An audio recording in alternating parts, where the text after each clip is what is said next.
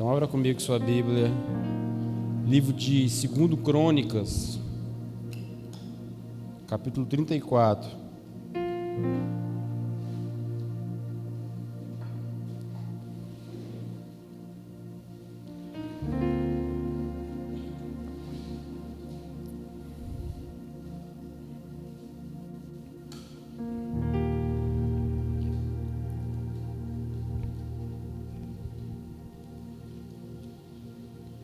Segundo Crônicas, capítulo 34, nós vamos ler do 1 até o 8, rapidamente.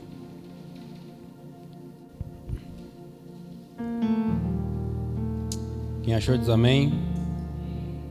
Vamos lá. Josias tinha 8 anos de idade quando começou a reinar, e reinou 31 anos em Jerusalém, e fez o que era reto aos olhos do Senhor, e andou nos caminhos de Davi, seu antecessor, sem desviar-se nem para a direita nem para a esquerda. No 8º ano do seu reinado, sendo ainda bem jovem, ele começou a buscar o Deus de Davi, seu antecessor. No 12º ano, começou a purificar Judá e Jerusalém dos altares idólatras, dos postes sagrados, das imagens esculpidas, dos ídolos de metal. Sob as suas ordens foram derrubados os altares dos Baalins.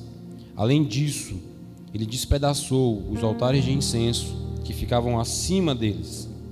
Também despedaçou e reduziu a pó os postes sagrados, as imagens esculpidas e os ídolos de metal, e os espalhou sobre os túmulos daquele que lhes haviam oferecido sacrifício. Depois queimou os ossos dos sacerdotes sobre esses altares, purificando assim Judá e Jerusalém. Nas cidades das tribos de Manassés, Efraim e de Simeão, e até mesmo de Naphtali, e nas ruínas ao redor delas, derrubou os altares e os postes sagrados, esmagou os ídolos, reduzindo-os a pó, e despedaçou todos os altares de incenso espalhados por Israel. Então voltou para Jerusalém, no 18º ano do seu reinado, a fim de purificar o país e o templo. Ele enviou Safã, filho de Azalias, e Maazéias, governador da cidade, junto com Joá, filho do arquivista real Joacás, para restaurarem o templo do Senhor, o seu Deus. Amém? Feche seus olhos, curva sua cabeça. Espírito Santo de Deus, obrigado por essa noite, obrigado pela vida dos meus irmãos, obrigado por termos esse lugar para cultuar o Teu nome, obrigado por termos esse dia como oportuno, Senhor, para compartilharmos a Tua palavra, ouvirmos a Tua voz, contribuirmos com o Teu reino, celebrar, Senhor, a Tua majestade junto com os nossos amigos e irmãos. Muito obrigado. Tudo que nós te pedimos é: fala conosco, Senhor, nos revela uma porção sobre Jesus hoje, que, Senhor, o nosso caráter seja um pouco mais transformado essa noite, a imagem do Teu Filho. É o que nós te pedimos. A igreja diz amém, amém e amém. Queridos, é o nosso primeiro culto nesse ano de 23, o nosso primeiro domingo reunido. A gente está meio tranquilo, bem quieto, uma semana zero. Na verdade, a gente tem quinta-feira agora, já tem GC, né? É isso? Quinta-feira agora volta ao primeiro GC do ano. Esse fim de semana a gente viaja para o Retiro de Pastores em São Luís. E valendo mesmo a partir da próxima semana. Mas eu estou muito feliz por ver todos vocês aqui. Tá bonitão, teu bigodinho. Tá doido? E Deus colocou algo no meu coração para esse comecinho de ciclo que a gente está vivendo. E eu queria falar com você hoje sobre O tema é o seguinte: não queime a largada. Você pode repetir comigo? Não queime a largada. Se você já assistiu alguma Olimpíada alguma vez, você vai ver que existe uma modalidade olímpica chamada o atletismo. É muito interessante. Tem sempre aquele juiz ou mediador que fica com um revólverzinho na mão. Ele dá o tiro para cima. Já viu? Quando ele dá o tiro para cima, significa que é o momento certo de todos os competidores que estão apostos correrem. E o que é interessante é que se são 10, por exemplo, se um dos 10 sair atrasado, ele queima a largada.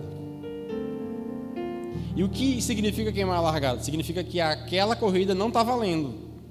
Todo mundo tem que voltar, ficar a postos de novo, ele vai dar o tiro de novo. E se todo mundo sai junto, aí a corrida vale. Ou seja, todo mundo precisa começar bem para aquela corrida ser validada. Todo mundo precisa iniciar bem. E é sobre isso que eu queria falar com você hoje. Eu queria falar sobre começar bem. Nós estamos no começo de um novo ano, de um novo ciclo. É o primeiro mês, é o primeiro culto. Acabou a primeira semana agora, né? Hoje já é dia 8. Acabou a primeira semana. E nós temos na nossa frente uma chance de começar bem. E começar bem é muito importante. Terminar bem é mais importante que começar bem, segundo a Bíblia. Mas começar bem tem a sua importância, né? E a minha palavra nesse sentido hoje, que a gente comece bem esse nosso ano. O texto que nós lemos fala de um rei chamado Josias. E Josias, ele começou a reinar, o texto diz, no versículo 1, Josias tinha 8 anos de idade, quando começou a reinar. 8 anos de idade é a idade de Ada, filha de Valéria e Santiago. Imagina. Imagina alguém daquela idade, com aquela maturidade toda, presidente desse país inteiro.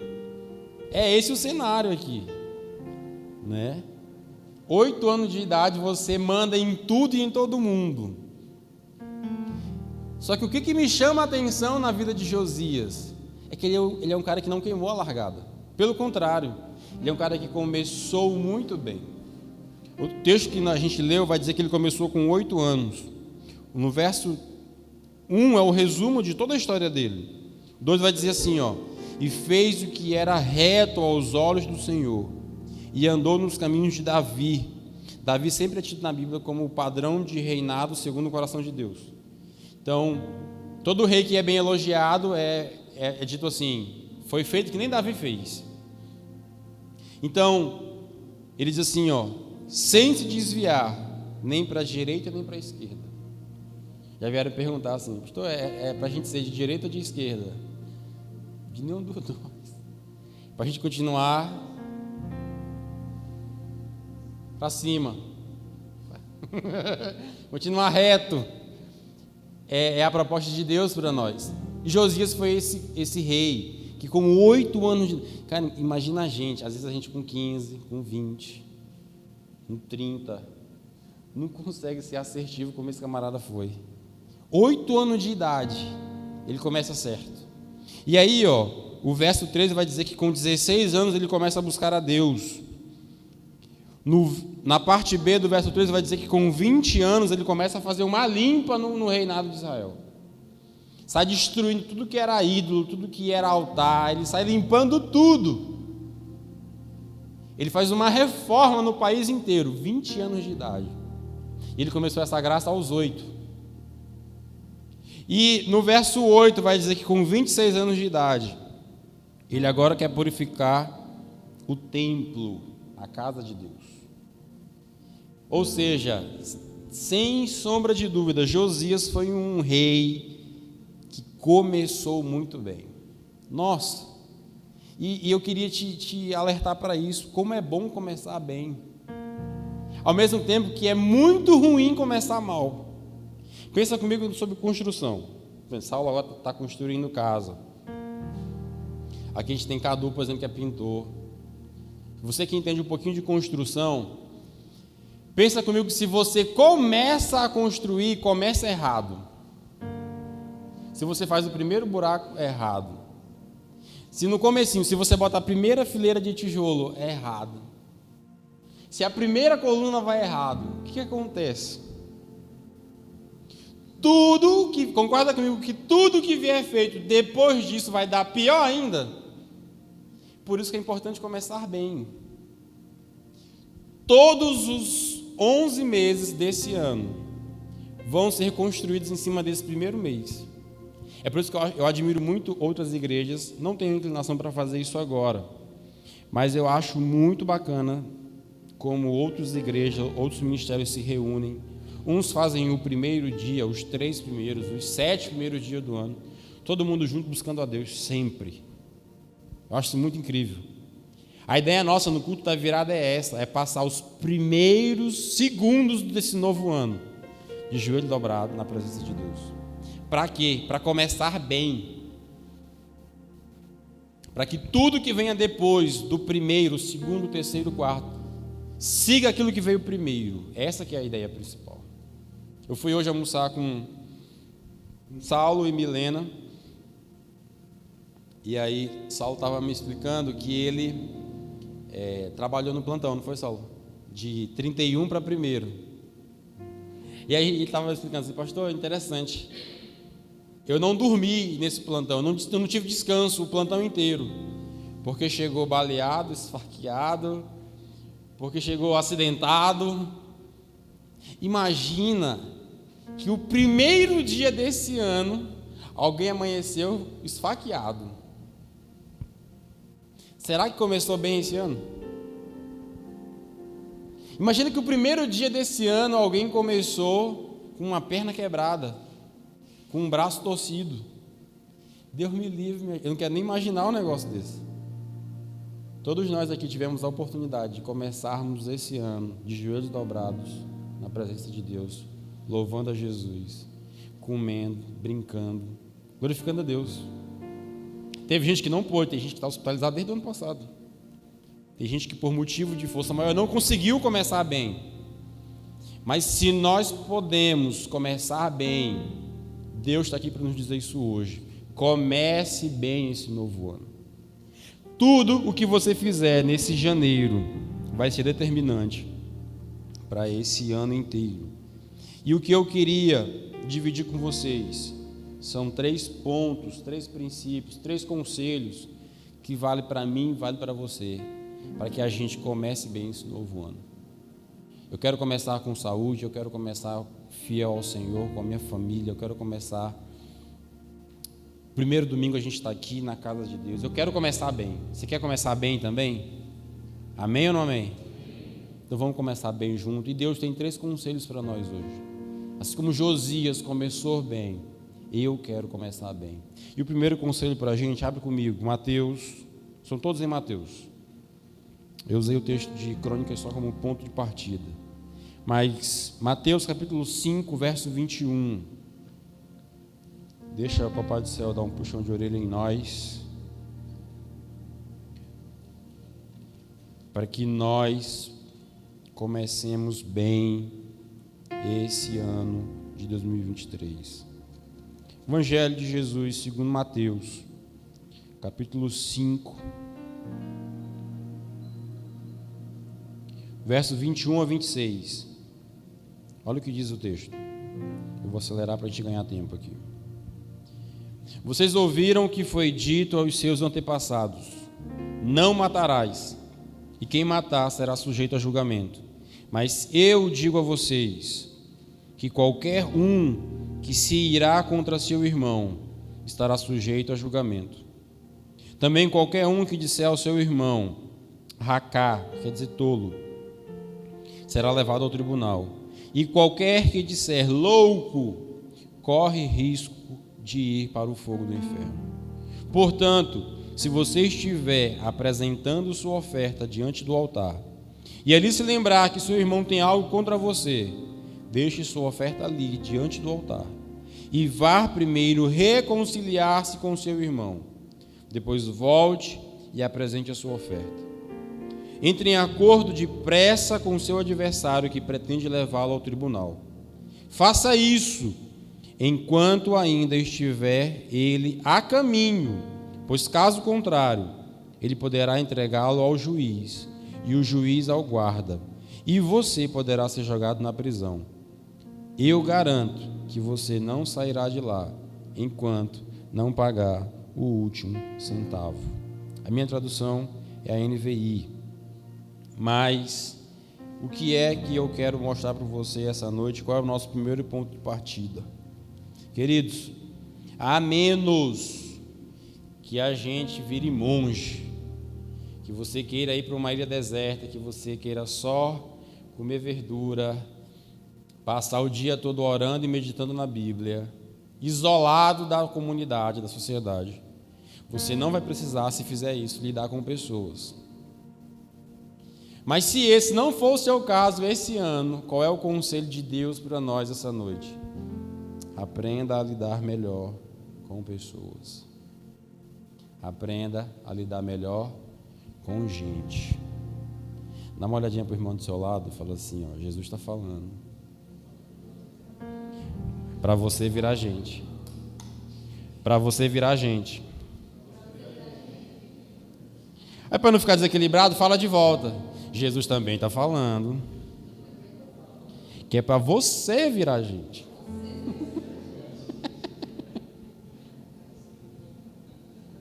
Eu estou vendo uma ameaça no olhar de uns aí falando para os outros. Vira a gente. Tem gente que está assim.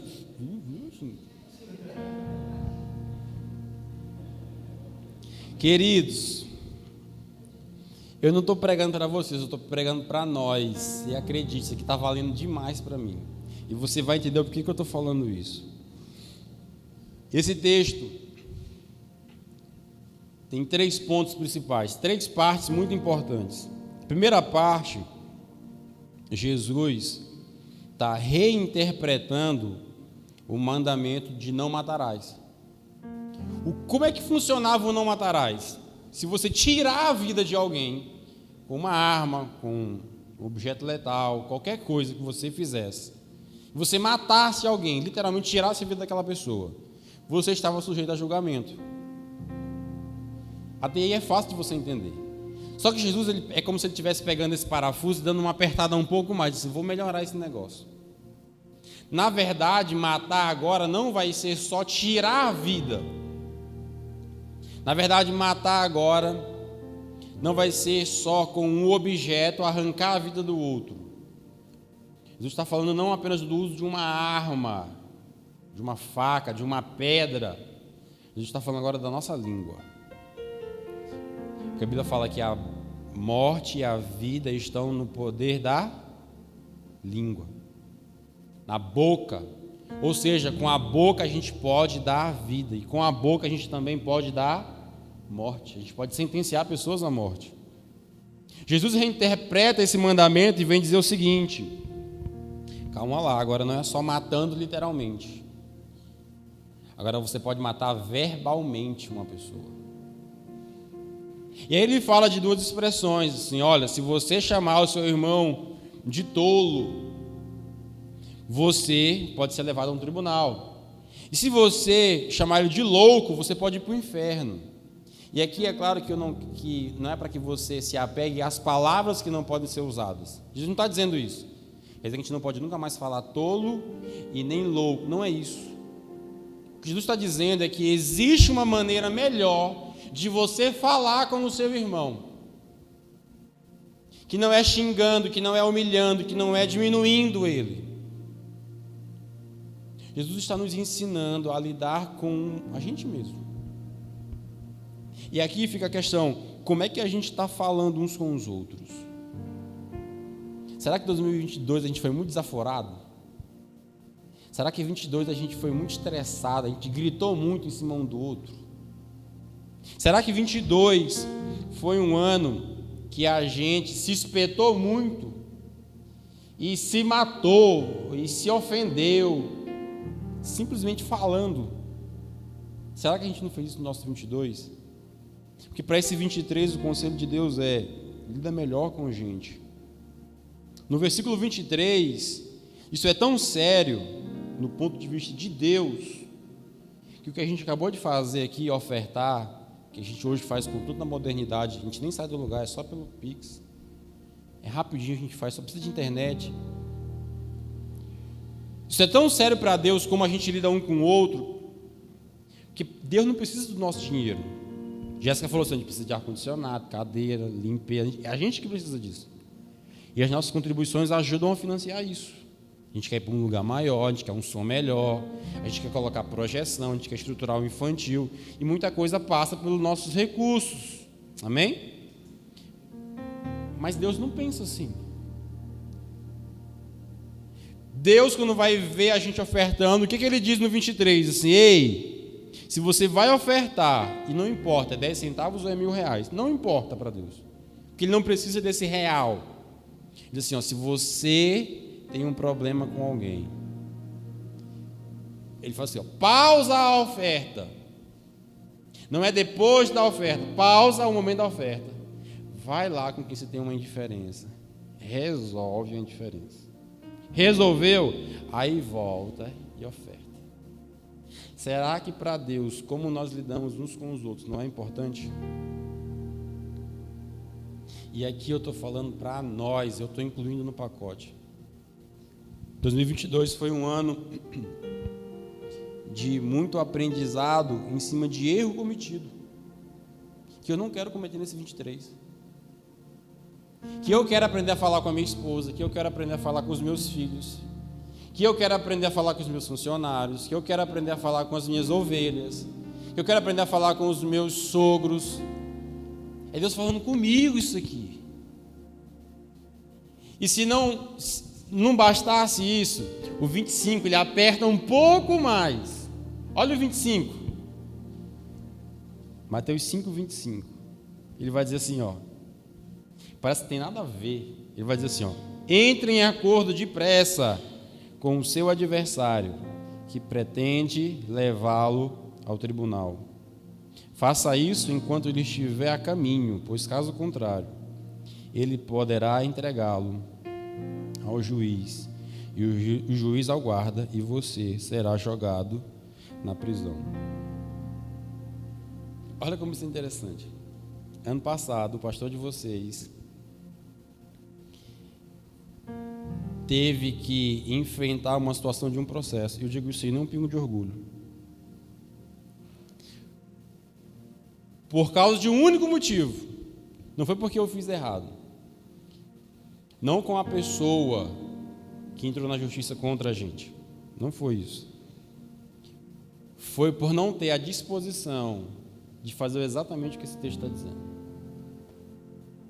Eu estava algumas madrugadas atrás lendo esse texto, e eu parei nesse versículo e falei assim: Jesus, que vergonha que eu tenho de ter feito o que eu fiz. Eu li esse texto e falei assim: Jesus, eu fiz tudo o contrário. Porque o que Jesus está dizendo para a gente é aqui: não banca o herói, não chama para briga. É o que Jesus está dizendo. Você tem uma indiferença com alguém e alguém já te avisou: eu vou te processar. Sabe o que a gente faz? Eu tenho advogado na igreja, eu tenho advogado na família. Sabe o que a gente faz? Ele não está doido. Ei, é assim que a gente faz ou não é? A gente diz assim: eu quero é ver se ele vai ter coragem de processar. Hã?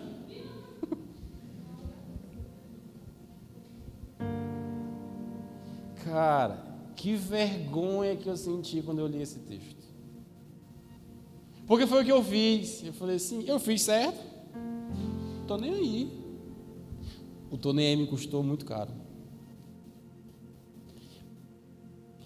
Esse ímpeto de dizer assim: não vou ceder em nada, isso me custou caro ano passado. E eu estou aqui para desconstruir qualquer imagem, se você tinha, de algum tipo de herói ou superpastor, porque a gente não é nada. E literalmente, por não ceder, por não recuar, por não querer sentar para conversar e negociar. Sabe o que eu fiz? Eu falei assim, não, patrão sou eu, eles que é o funcionário, se vira. Meu amigo, o rombo foi grande. O rombo foi grande.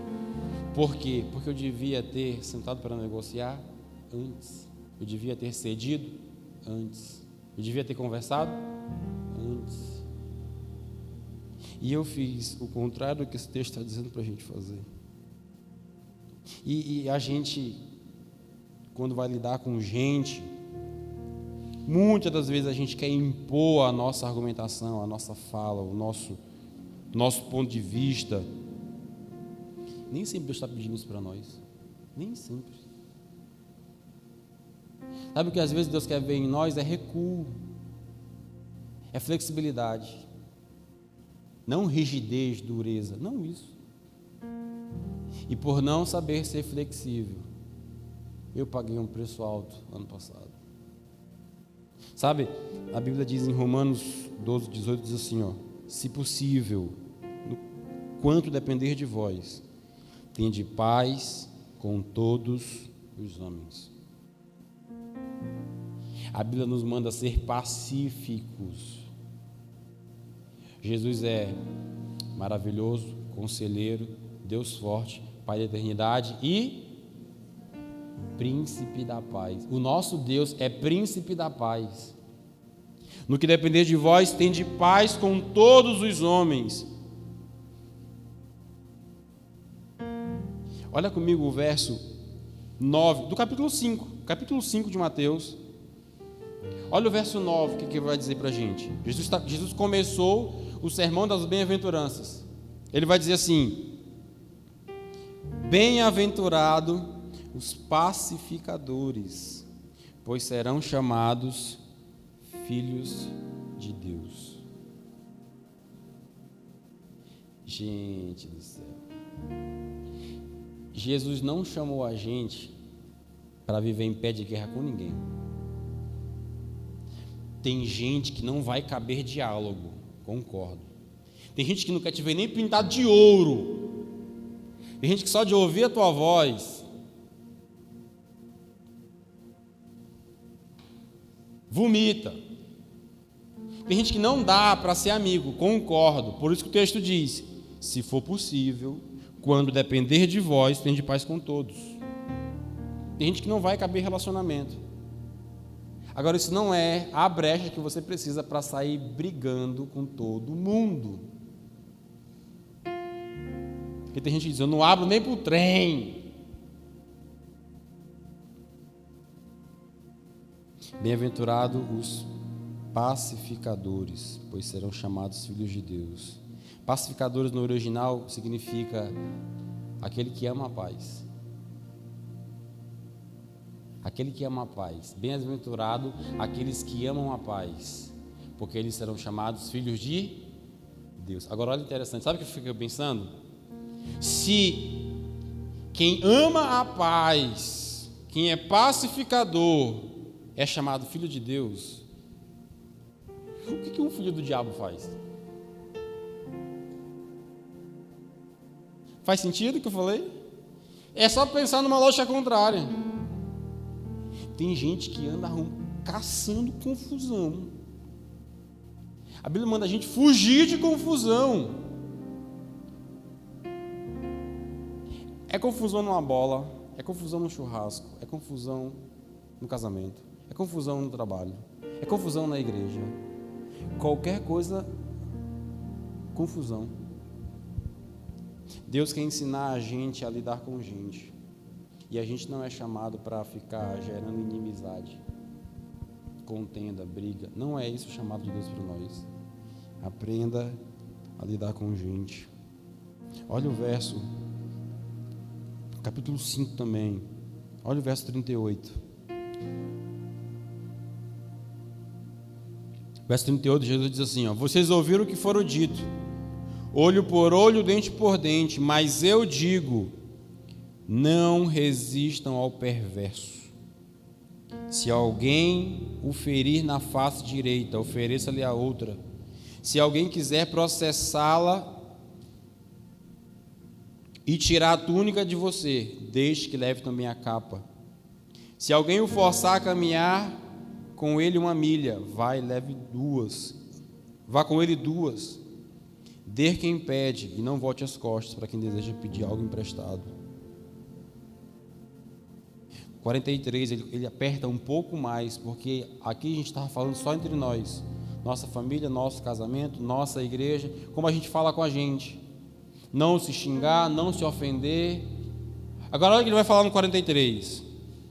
Vocês ouviram o que foi dito: ame o seu próximo e odeie o seu inimigo.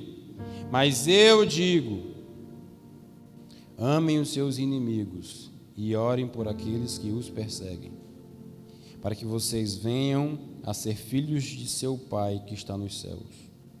Porque Ele faz raiar o sol sobre os maus e os bons, e derramam chuva sobre os justos e injustos.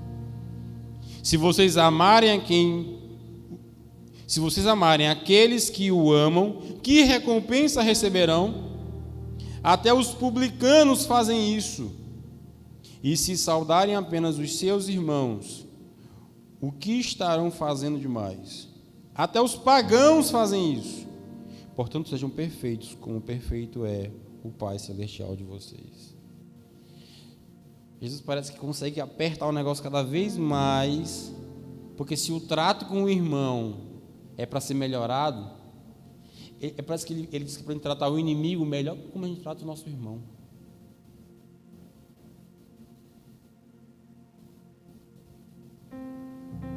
A expressão que ele vai dizer assim: gente, se vocês se amarem só entre vocês, publicano faz isso. Publicano aqui é corrupto.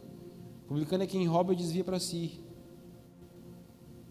Se vocês se saudarem só vocês, porque tem crente que faz isso. Se não for da igreja dele, ele não fala.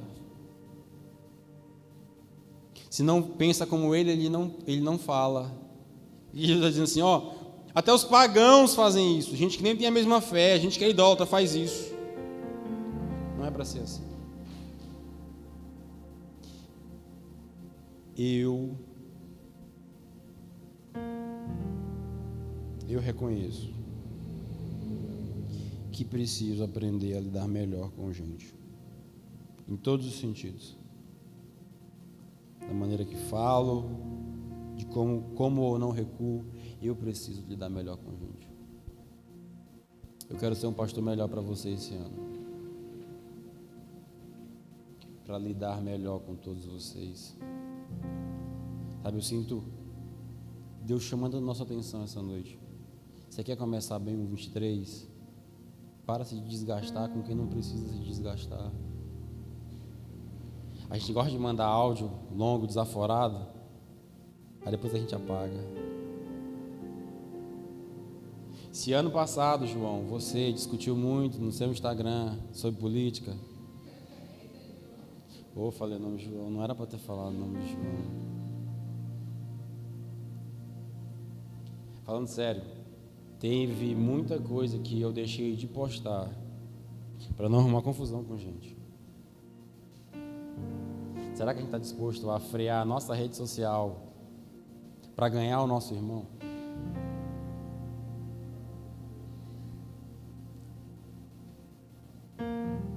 A gente pode discordar sem discutir, sem brigar, sem levantar e ir embora, sem se ofender. A gente pode se discordar e continuar se beijando. A gente pode discordar e continuar se cheirando. Não faz isso. Você quer começar bem em 23? Lida melhor com as pessoas. Sabe por quê? Porque tudo que Deus quer fazer acontecer na sua vida, acredite, vai ser através de alguém, vai ser através de uma pessoa. Deus não vai mandar um anjo para te contratar. Deus não manda um anjo para te ensinar. Deus não vai fazer isso, gente. Deus vai colocar uma pessoa na sua vida para te promover, para te ensinar, para te abrir uma porta. E se você não aprender a lidar com pessoas, você vai ter portas fechadas. Eu não sei quem foi que falou isso, talvez o Lúcio saiba, mas uma frase que eu achei muito massa. A gente precisa construir mais pontes e menos cercas. Faz sentido? Ponte é o que a gente precisa ter no coração um do outro. Na cerca a gente se isola. É do meu jeito, é do meu gosto. Deus está chamando a nossa atenção para que esse ano seja diferente nesse sentido. Menos atritos, menos confusão, menos dor de cabeça, menos desaforo, mais flexibilidade, mais mansidão, mais pensar para responder. Que esse ano seja diferente para nós. Talvez a gente tenha que ficar mais calado, mais reflexivo. E se o Satanás usar a mulher da gente para falar assim, não vai dizer nada não, a gente vai falar assim, não. Tô rindo sem vergonha. E se o diabo entrar na gente para provocar a mulher da gente também? Não é? Não é?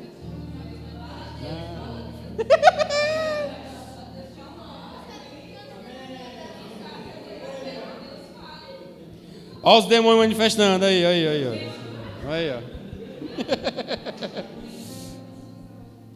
É sério, guarda isso pro seu coração.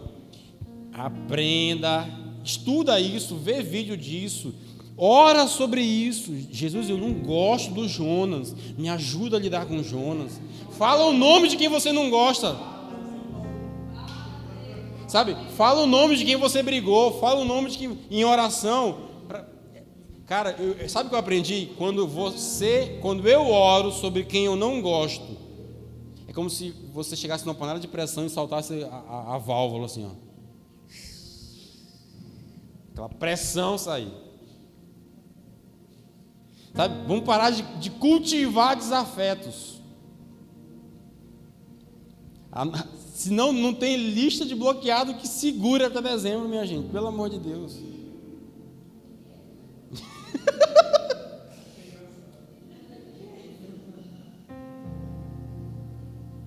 E é incrível como Deus nos chama de família. A gente é o que em Cristo? Irmãos em Cristo. Gente, eu tenho 2 filhos que são irmãos. E eu sei como irmãos gostam de brigar. Se você é um irmão, você sabe exatamente o que eu estou falando. Você não tem nem filho, mas se você é um irmão, você sabe do que eu estou falando. O que Deus quer ensinar para a gente? Vamos lidar melhor com os nossos irmãos. Para ser um 23 menos desgastante. Às vezes, sabe, teve gente que chegou no final do ano passado, em dezembro, chegou no céu, mas com o pé no inferno, pegando fogo assim, fazendo assim, ó. Tanta confusão que arrumou. Quase separou. Quase foi demitido. Quase faliu. Sabe, quase deu ruim em tudo. Só por causa desses conflitos que a gente não precisava entrar. Amém? Repete comigo, por favor. Esse ano de 23, eu me comprometo, em nome de Jesus, a lidar melhor com pessoas.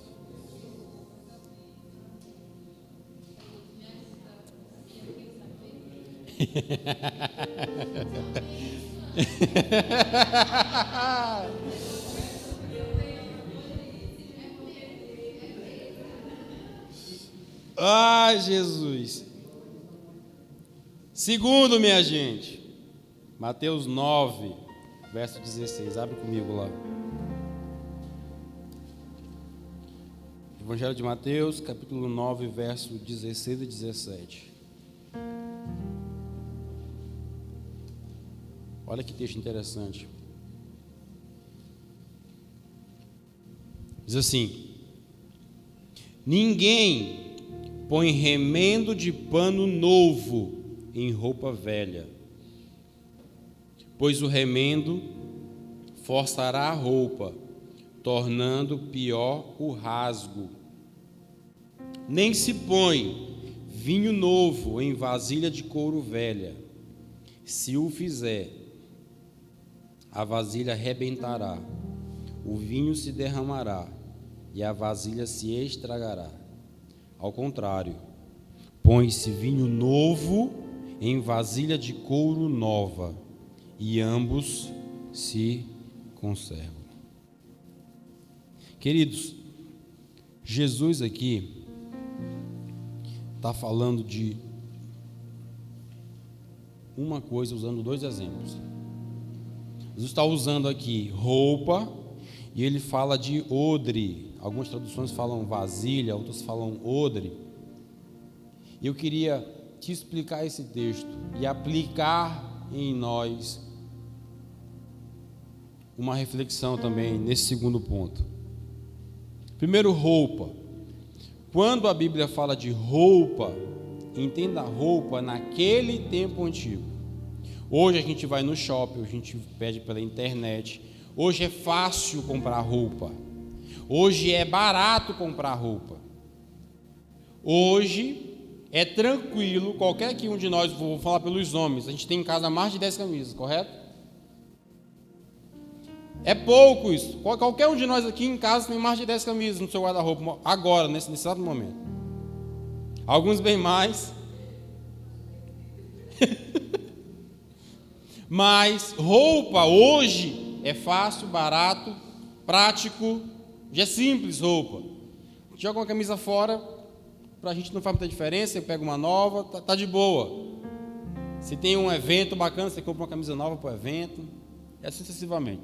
Roupa hoje é de um jeito, só que roupa no tempo de Jesus não era como era hoje.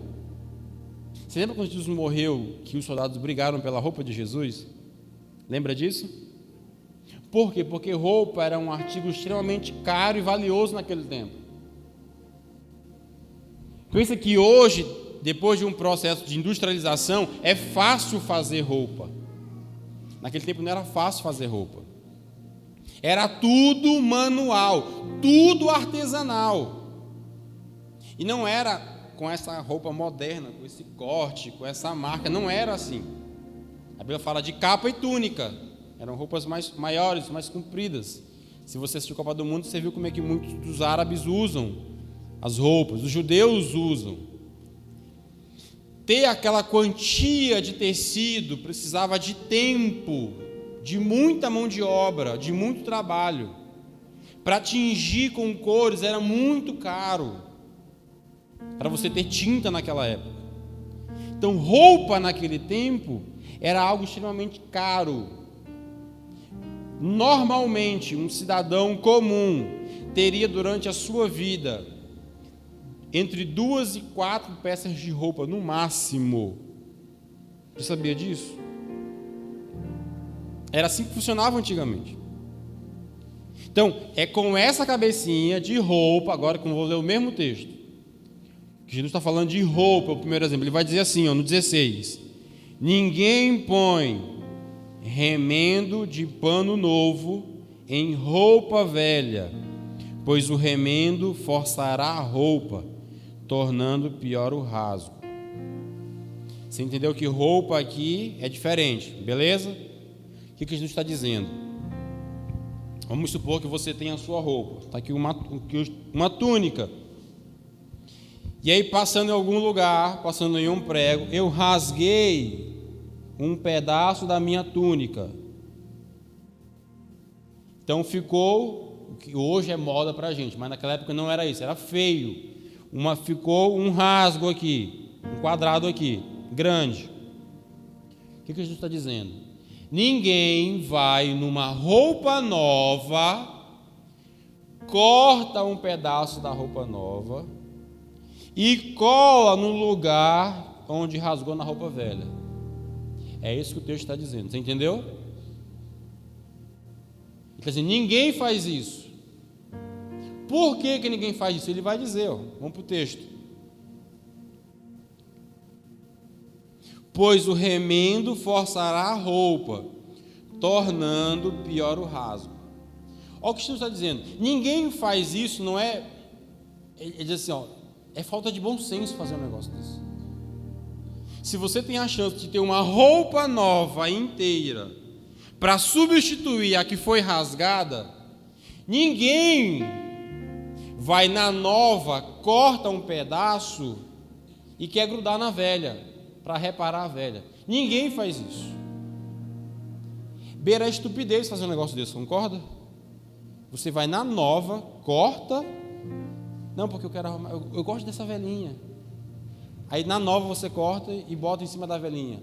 Ninguém faz isso. E o que isso ensina pra gente? Roupa na Bíblia fala da nossa condição diante de Deus. Efésios vai falar o seguinte, Paulo, quando vai escrever para Efésios, ele vai falar sobre a importância do homem se despir do velho homem e se vestir do novo homem em Cristo. Ou seja, a Bíblia vai usar a linguagem da roupa para falar da nossa condição diante de Deus. Se na roupa a gente não faz isso, acredite, nas outras áreas da vida a gente consegue fazer isso. Qual é a proposta de Deus para a gente? Cara, eu tenho uma roupa nova para você. Veste a roupa nova inteira. O que a gente faz? Não, Jesus, não preciso da roupa nova.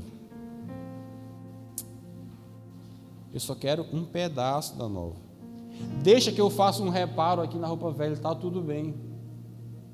Gente, como é que a gente aplica um texto desse na nossa vida? Deus tem uma condição nova para a gente. Cristo é a roupa nova que nós devemos vestir. Só que a gente vai, em vez de receber a condição nova, limpinha, zerada, lacrada, a gente vai em Cristo, corta um pedaço de Jesus e fala assim, não, Jesus, só esperar isso aqui tá bom. Jesus tem um novo vestir para nós. O que a gente faz? Não, Senhor, pensando bem, fala o seguinte, dízimo eu até dou, dinheiro a gente conversa, mas se envolver na igreja eu não quero não, já faço minha parte. Não, eu sou até fiel, mas mentira eu não vou deixar de mentir. O que Jesus está falando existe uma condição inteira nova e a gente descarta e só quer um pedaço para colocar na roupa velha que a gente quer continuar usando. Você entendeu o que Jesus quis dizer com isso? Nós precisamos aceitar o inteiro e novo de Deus para nós e largar a mão do velho, e largar a mão do usado, e largar a mão do antigo. Só que ele não falou só de roupa, ele falou sobre odre. E o que é o odre? Algumas traduções falam vasilha, mas o odre é um recipiente. Então pensa comigo, como é que eram os recipientes antigamente? É como se fosse uma bolsa de couro que era costurado nas pontas. E dentro daquela bolsa, dentro daquele recipiente, se você viu o Decioso, você vai ver isso muito no Decioso. Dentro daquele recipiente de couro, o vinho era colocado. Olha o que o texto está dizendo. 17. Nem se põe vinho novo em vasilha de couro velha. Se o fizer, arrebentará. Vinho se derramará e a vasilha se estragará. Ao contrário, se põe vinho novo em vasilha de couro nova. Olha o que Jesus está ensinando agora. Ele não está falando mais de roupa, mas o que ele está ensinando existe um recipiente, se você fizer novo, você bota dentro dele um vinho que é novo. E o que vai acontecer com os dois? Vinho, você sabe, né, Bianca? Ele vai passar por um processo de fermentação.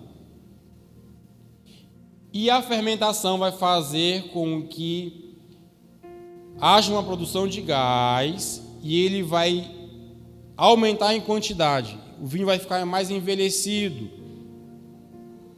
E junto com o vinho envelhecido, aquela bolsa de couro nova, onde o vinho novo foi colocado, ela vai acompanhar esse processo de dilatação. Então, o couro vai se esticando. E não tem nenhum problema. O que Jesus está falando? Que não se bota vinho novo numa bolsa de couro velha. Por quê? A bolsa de couro velha, o odre velho, já dilatou o que tinha para dilatar, já esticou o que tinha para esticar. Se você colocar o vinho novo agora dentro da bolsa velha, ele não vai ter mais espaço para esticar. O que vai acontecer? Vai arrebentar a bolsa e vai perder o vinho. Você perdeu os dois, a bolsa e o conteúdo da bolsa. O que Jesus estava querendo falar para a gente sobre odre, sobre vasilha? Pensa comigo que o vinho, o odre, a vasilha, é uma estrutura, é um recipiente onde o vinho é colocado. Então vamos lá. O que isso me ensina? Olha isso, como isso é muito interessante. Existe um vinho novo da parte de Deus que só pode ser derramado em uma bolsa nova. Entendido, sim ou não? Se não, arrebenta, correto? O que é o vinho? O vinho vai ser uma figura daquilo que é aquilo que Deus pode nos dar. E a bolsa de couro, o odre nesse texto, somos nós que estamos prontos a receber. Então bora aplicar agora. Existe um novo de Deus que precisa ser derramado numa estrutura que também é nova, para que isso não se arrebente. Você entendeu? Qual é o problema? É quando o novo de Deus é derramado dentro de uma velha estrutura. E o que acontece? Os dois se perdem. O que Jesus está querendo nos mostrar? Nós, se queremos receber algo novo da parte de Deus, precisamos nos tornar um odre novo para receber o vinho novo da parte de Deus. Quer começar bem em 2023? Vou resumir o tópico todinho para você agora em uma frase. Estrutura velha recebe coisa velha. Estrutura nova recebe vinho novo. Não queira vir com a estrutura de 22, receber vinho novo em 2023. Deus quer um novo Cadu, Deus quer um novo Jonas, Deus quer uma nova Thalia, para que, sendo novo, Deus pode derramar algo novo na sua vida. Sabe qual é o nosso problema? A gente não quer vir para um ano novo com uma estrutura nova. A gente quer vir para o ano novo com o mesmo jeito de pensar do ano passado, com o mesmo jeito de falar do ano passado, com o mesmo coração do ano passado. A gente quer apresentar para Deus uma estrutura velha, dizer assim: Deus, derrama algo novo na minha vida. Deus não vai fazer isso. Porque se Deus derramar algo novo numa vida que é velha, o que vai acontecer? Você vai quebrar, você vai perder tudo que Deus te deu. É por isso que muita gente não vai para frente. Porque insiste em um ciclo novo, não se tornar uma estrutura nova. Perde tudo que Deus deu. Ei, quer mudar esse ano? Estrutura nova. Estrutura nova nesse ano novo, para receber vinho novo. E você vai crescer, dilatar, à medida que Deus derramar coisa nova na sua vida. Conversei com quase todos vocês praticamente no gabinete esse dezembro e janeiro. Deus quer você novo para um ano novo. Deus quer você novo para um ano novo. Gente, coisa nova é boa, sim ou não? Carro novo, casa nova, roupa nova, acessório novo, prédio novo. Gente, tudo novo é bom. É bom receber coisa nova. Diz que a melhor marca de carro é o novo, né? É o zero. Se ser o primeiro a bater na chave assim, nossa, se você que tirar o plástico assim, vai ter a tua experiência. É incrível. Só tem um problema: a gente não pode querer receber coisa nova da parte de Deus sendo uma carcaça velha, sendo uma estrutura velha, entregando para Deus recipiente velho, que já foi dilatado, que já foi usado, esticado. Não é isso que Deus quer para nós.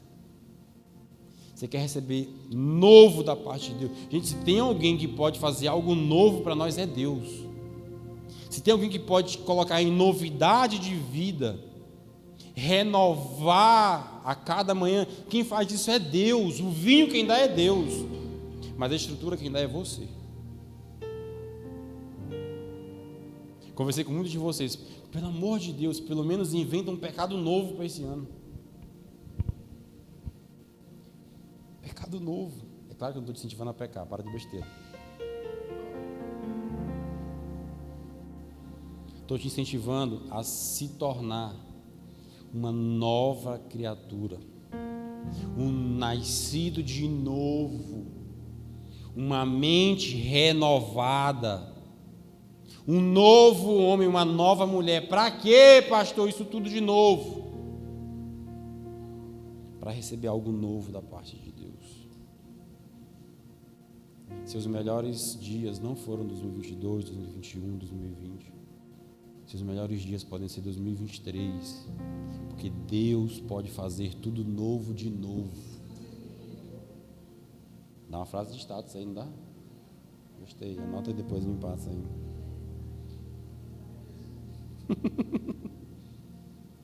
A gente gosta de coisa nova. Então vamos ser a estrutura nova para que Deus mande sobre nós.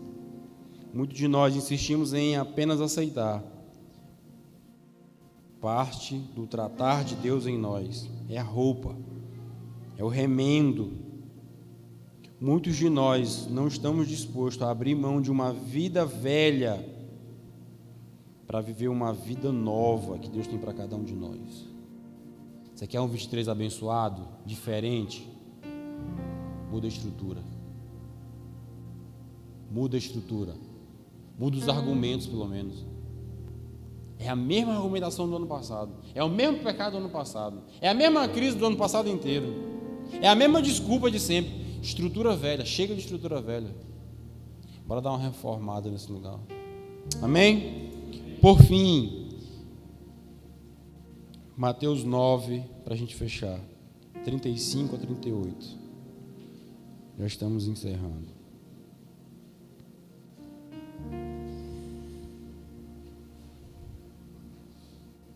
Mateus 9, 35. Então o primeiro ponto foi: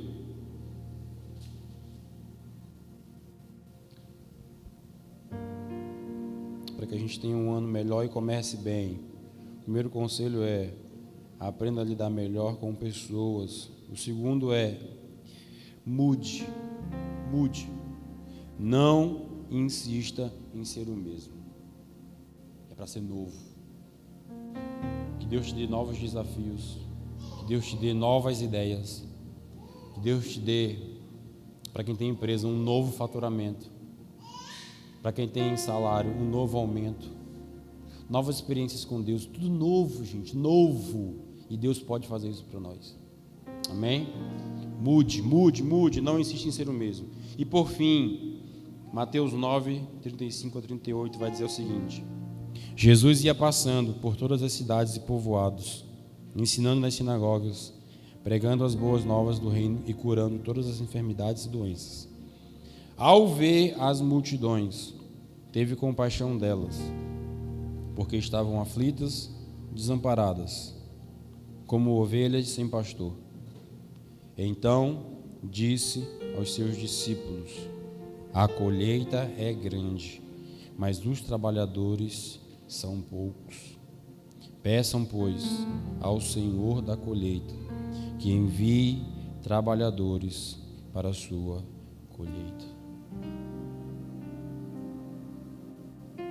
Não é de hoje que falta gente para trabalhar. Na época de Jesus já acontecia isso. E a solução é: peçam, pois, ao Senhor da colheita que envie trabalhadores para a sua colheita. Eu encerro dizendo para você: você quer ter um ano novo diferente, você quer começar novo? Disponha-se ao trabalho. Se envolva mais com a obra de Deus. Vamos ficar de pé?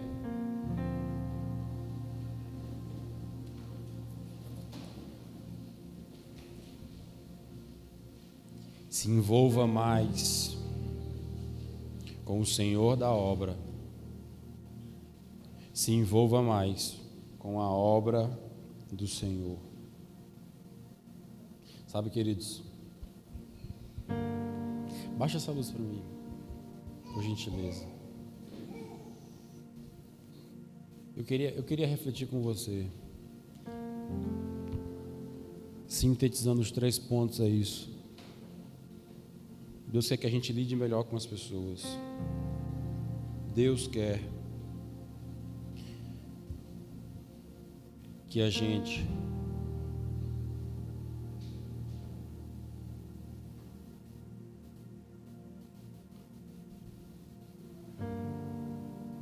não seja mais o mesmo velho em um ano novo. E Deus espera de nós que nos tornemos trabalhadores. Muitos de vocês fugiram o ano passado inteiro. Muitos de vocês deram muitas desculpas o ano passado inteiro. Você quer ganhar ponto com Deus? Não no sentido de barganhar com Deus, mas você quer avançar em Deus? Invista no que Deus investe. Acredite no que Deus acredita. Sabe? Se comprometa mais com aquilo que Deus é comprometido. E acredite, Deus é comprometido com a sua igreja. Passei uma boa parte da minha tarde hoje orando esse texto. Falei assim: Deus, manda trabalhadores. Porque a seara continua grande e os trabalhadores continuam poucos. Deus deu para você alguma coisa que pode ser útil no reino dele. Deus te deu no mínimo saúde, força de vontade. Muitos de nós sabemos, temos profissão, temos formação. Muitos de nós temos criatividade, dom, recurso. Seja uma pessoa esse ano de 2023 que se comprometeu mais em trabalhar mais, e não só para você, para o seu sustento, mas para Deus, na casa de Deus, na obra de Deus. Sabe, às vezes nos fins de semana eu vejo quanto que está ali a pena para limpar aqui a igreja, porque poucos querem fazer isso. E eu entendo os que não podem de verdade, mas se você puder, trabalhe, faça mais um pouco, que é bom chegar e estar limpo. O que nós temos é a área para trabalhar. O que nós queremos, gente, eu passei essa semana inteira, só ontem a gente teve uma reunião de 7, a gente começou 11 da manhã e terminou, que hora, João? Quase 7 horas, não foi? Nós começamos 11 da manhã e terminamos quase 7 horas da noite, uma reunião. Pensando em igreja. Não teve nada para vocês, mas o presbitério dessa igreja se reuniu a semana inteira trabalhando. Se comprometa com o que Deus é comprometido. Oferte mais. E aqui você é inteligente e você sabe do que eu estou falando. Você sabe que uma parte dos seus rendimentos você pode investir nessa igreja, nessa casa, para a glória de Deus. E nós vamos usar tudo isso com todo o temor para fazer o reino de Deus avançar aqui.